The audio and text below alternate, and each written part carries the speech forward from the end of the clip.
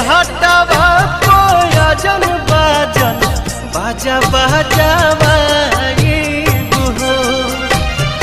छठी माई के घाटावा कोयजन बाजन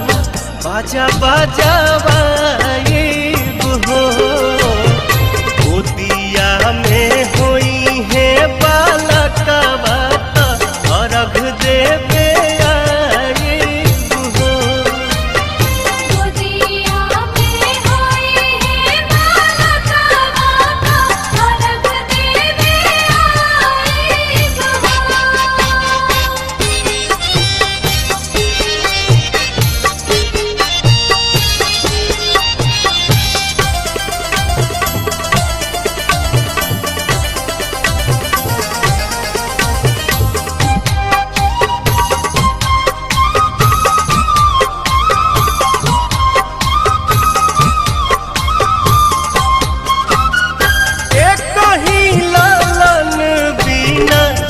छने मनवा सुन सहन लागे हमरो भरावा अंगनवा पूरी जहिया दिलावा के लला सात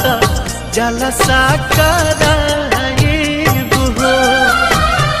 पूरी जहिया दिलावा के लला सात जलसा कराए गोदिया में होई है बालकवा खुशी भरावाई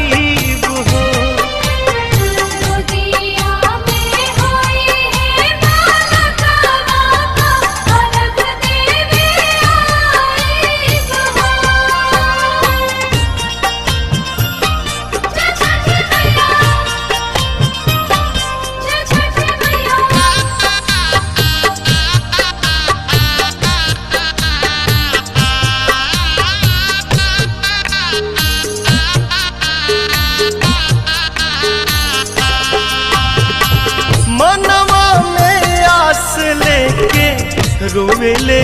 बझनिया कहिया बसैबू छठी माई हमर दुनिया ऐसन सुनर फल पाइब त सूरज गोहराए ऐसन सुनर फल पाइब त सूरज गोहराए अरुण पवन के